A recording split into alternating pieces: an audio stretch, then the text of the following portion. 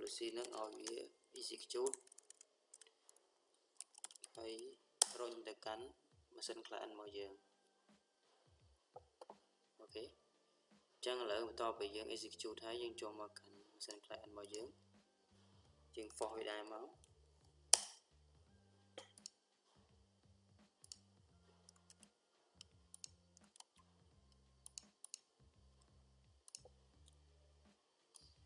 អូខេអញ្ចឹងនៅពេលដែលនេះឥឡូវវាមកណានៅពេលដែលតកតងជាមួយនឹង real practice បានថាអ្នកនរគ្នាមកចាំធ្វើ lock ចូល machine computer របស់ client មួយហើយ GP update ទេវាជាធម្មតាវានឹង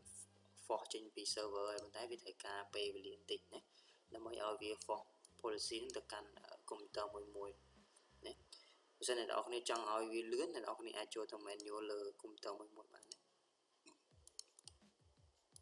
អូខេអញ្ចឹងកន្លែងនេះ policy ដែលយើងបានបង្កើតនៅលើ server AD នេះតកតងជាមួយ map network drive នេះគឺវាមាននៅលើ computer ទាំងពីរហ្នឹងហើយណាអូខេ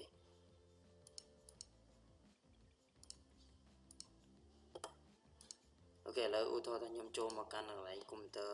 សម្រាប់ user របស់ IT1 នេះខ្ញុំបង្កើត folder មួយអូខេឥឡូវខ្ញុំដាក់ថា testing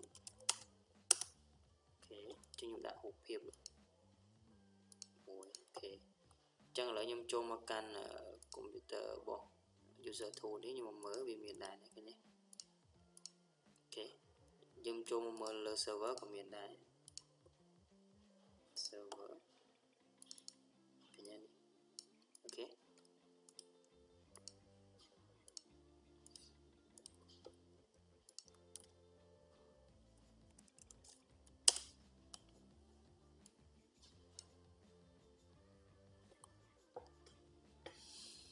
អូខេបន្តមកទៀតយើងនឹងចាប់ផ្ដើមធ្វើការ execute user ណាមួយដែលយើងអត់ចង់ឲ្យវា run ជាមួយនឹង group policy របស់យើងឥឡូវសម្រាប់វីដេអូថ្ងៃនេះខ្ញុំនឹងធ្វើការ exclude user លេខ user 2ណាធម្មតាឥឡូវយើងបាន map វាសម្រាប់ user 1ហើយនឹង user 2នេះហើយសម្រាប់ computer ណាអូខេអញ្ចឹងខ្ញុំចាប់ផ្ដើម exclude ណាអូខេ exclude នៅលើ computer user 2នេះអូខេអញ្ចឹងអ្នកនរគ្នានឹងឡើងឃើញ data set នេះហើយគេឡើយយើងចាប់ផ្ដើមអ្នកនរគ្នា exclude អូខេខ្ញុំចូលមកកាន់ group policy ដែរអូខេកន្លែងនេះខ្ញុំคลิกនៅលើ group policy នេះណាដែលមានឈ្មោះថា map network drive នេះអូខេអូខេបន្តមកទៀតខ្ញុំคลิกទៅលើពាក្យថា delegation អូខេបន្តទៀតខ្ញុំคลิกលើពាក្យថា advancedអូខេយើងធ្វើការ add អញ្ចឹងអ្នកនរគ្នាចង់ include ដូចគេអញ្ចឹងសម្រាប់ computer ដែលមានឈ្មោះថា Windows user 2នេះខ្ញុំ run នេះខ្ញុំ run account H1 ណាមិនថា HR ខ្ញុំដើរតួធ្វើជា HR ខ្ញុំប្រើ user របស់ HR ដើម្បី log ចូលណាអូខេអញ្ចឹងយើង include H1 មកអូខេ H1 អូខេឥឡូវខ្ញុំចេះខ្ញុំសាញ់អាវមួយសិនកុំឲ្យអ្នកនរគ្នាយកច្រឡំអូខេអញ្ចឹងនេះខ្ញុំប្រើ user ដែលខ្ញុំបង្កើតនៅលើ AD ណាសម្រាប់ធ្វើការ login អូខេ user វាដែលមានឈ្មោះថា H1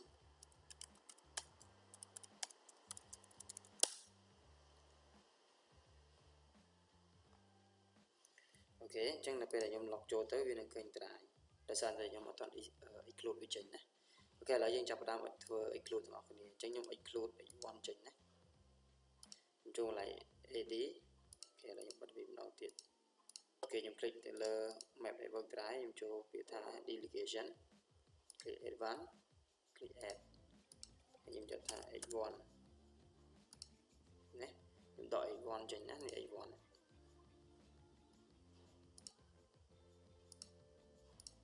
អូខេបន្តមកទៀតខ្ញុំយកពាក្យថា apply group policy កន្លែងនេះយក role body line អូខេតែប៉ុណ្្នឹងមកបន្តមកទៀតខ្ញុំវាយ comment ពាក្យថា gp update/for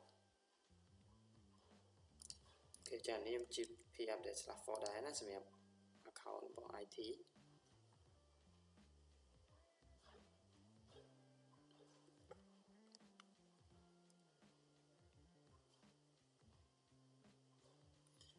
ឥឡូវខ្ញុំធ្វើការ sign out វាមួយចង់ប្រាប់ថាអ្នកនរគ្នាថា account ដែលខ្ញុំ log in សម្រាប់ Windows 10 user 1 នេះខ្ញុំប្រើ account របស់ IT ណា IT1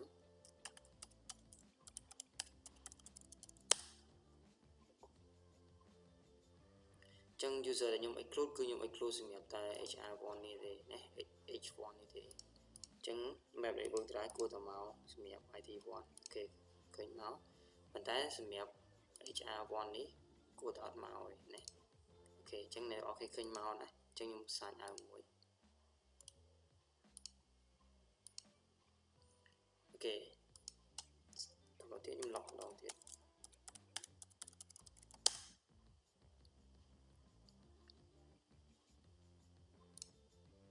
អូខេចឹងវាបាត់ហើយគ្នា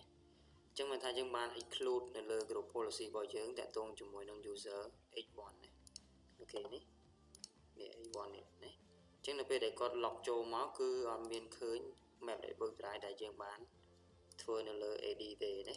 អូខេចឹងយើង cover នេះគឺ cover នៅលើ OU ទាំងអស់ប៉ុន្តែយើង exclude សម្រាប់ user មួយដែលមានឈ្មោះថា H1 នេះ account របស់គាត់ណាអូខេចឹងបើសិនអ្នកនរគ្នាចង់ exclude សម្រាប់IT មួយទៀតអូខេចឹងអានេះ account សម្រាប់ IT1 ណាឥឡូវជាមួយខ្ញុំចូលទៅ exclude IT1 មួយទៀត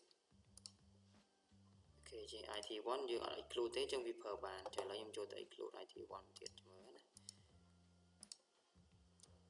ខ្ញុំ add មួយទៀត IT1 អូខេ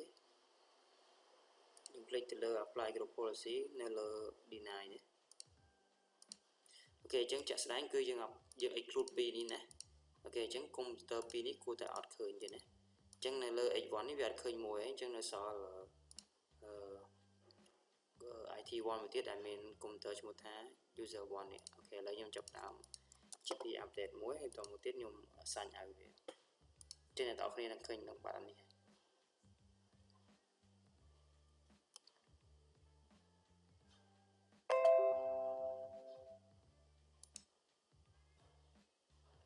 អូខេចឹងឥឡូវខ្ញុំធ្វើការ sign out មួយ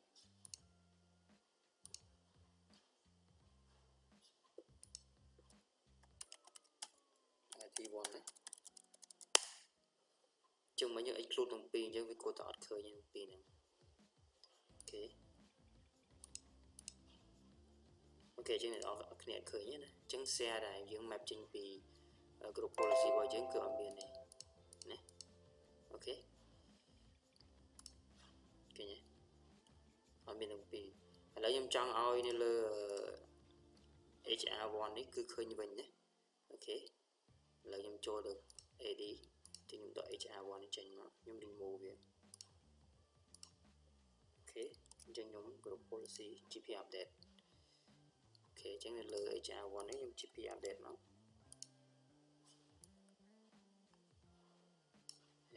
គាត់ GP update ព្រាមអ្នកនរគ្នានឹងឃើញ data share ផុសចេញមកណាអូខេអូខេអញ្ចឹងនេះគឺជារបៀបដែលអ្នកនរគ្នាត្រូវដឹងតាក់ទងជាមួយនឹងរបៀបនៃការបង្កើត group policy ហើយយើងអាចធ្វើការ exclude user ណាមួយនៅក្នុង group policy នឹងបានណាអូខេអញ្ចឹងអ្នកនរគ្នាគ្រាន់តែ click នៅលើ group policy ដែលអ្នកនរគ្នាបានបង្កើតហ្នឹងហើយចូល delegation ហើយយើង add មកយើងចង់ add user ណាដែលអត់ឲ្យវា apply ជាមួយ group policy ហ្នឹងណាអូខេអញ្ចឹង complete យកពាក្យថា deny ឡើងនេះហើយ add user ហ្នឹងមកអូខេអញ្ចឹងវានឹង exclude user ហ្នឹងហើយអូខេឥឡូវខ្ញុំដកនេះចេញមួយទៀតមកអូខេអញ្ចឹងនៅលើ IT1 ហ្នឹងគឺច្បាស់ជាវាឃើញវិញហើយមកហ្នឹងវាអត់មានទេណាដោយសារយើង exclude ឥឡូវខ្ញុំដកវាចេញអស់ហើយអញ្ចឹងវាគួរតែមកវិញហើយ group policy ហ្នឹងអូខេអញ្ចឹងឃើញណាអូខេអញ្ចឹងអ្វីដែលយើង testing គឺឃើញចាក់ស្ដែងតែម្ដងអញ្ចឹងសម្រាប់ការងាររបស់អ្នកនរគ្នាអាចធ្វើវាបានណាអូខេអញ្ចឹងអ្នកនរគ្នាចង់ឲ្យ group policy នឹង apply សម្រាប់ user មួយណាឬមួយក៏ exclude ឬមួយក៏សម្រាប់ specific ទៅលើ OU អញ្ចឹងអ្នកនរគ្នាអាចហៅវាមកប្រើបានណាបើសិនអ្នកនរគ្នាចង់ specific នៅលើ OU អ្នកនរគ្នាគ្រាន់តែបង្កើតវានៅលើ OU ណាមួយមកឧទាហរណ៍លើ OU នេះ OU នេះអញ្ចឹងទៅអញ្ចឹងអ្នកនរគ្នាគ្រាន់តែបង្កើតវាអញ្ចឹងមកអញ្ចឹងវានឹង policy ហ្នឹងគឺ apply សម្រាប់ OU ហ្នឹងហើយបើសិនជា OU នឹងមាន account ច្រើនវានឹង apply សម្រាប់ account ទាំងអស់ហ្នឹងហើយណា account វាមាន10វានឹង apply សម្រាប់10 account ហ្នឹងប៉ុន្តែយើងអាច exclude បានបើសិនករណីអ្នកនរគ្នាចង់ exclude អញ្ចឹងអ្នកនរគ្នាគ្រាន់តែចូលលើអ្វីដែលខ្ញុំចង់ប្រាប់ហ្នឹងទៅហើយយកពាក្យថា delegation ហើយយើង add ចឹងទៅណាអូខេអាស្រ័យទៅលើ group policy អ្នកនរគ្នាបង្កើតណាអូខេអញ្ចឹងសម្រាប់វីដេអូថ្ងៃនេះគឺខ្ញុំចង់និយាយតែប៉ុណ្្នឹងទេតាក់ទងជាមួយនឹងរបៀបនៃការបង្កើត group policy ហើយធ្វើការ exclude user ចេញពី group policy ហ្នឹងកុំឲ្យវា affect ជាមួយ group policy ហ្នឹងណាអូខេអញ្ចឹងគឺនិយាយរួមមកគឺតាក់ទងជាមួយនឹង exclude user ចេញពី group policy អូខេអញ្ចឹងសម្រាប់វីដេអូថ្ងៃនេះគឺខ្ញុំសូមបញ្ចប់ត្រឹមហ្នឹងអូខេអញ្ចឹង complete ជួយ like comment ក៏ដូចជា subscribe នៅលើ channel របស់ខ្ញុំផងដើម្បីអ្នកនរគ្នាទទួលបាននៅវីដេអូថ្មីៗអូខេអញ្ចឹង complete ចុច subscribe ហើយចុច រូបកណ្ដឹងផងដើម្បី alert នៅពេលដែលខ្ញុំផុសវីដេអូថ្មីៗវាអ្នកនរគ្នាទទួលបាន notification អូខេអញ្ចឹងសូមអរគុណច្រើន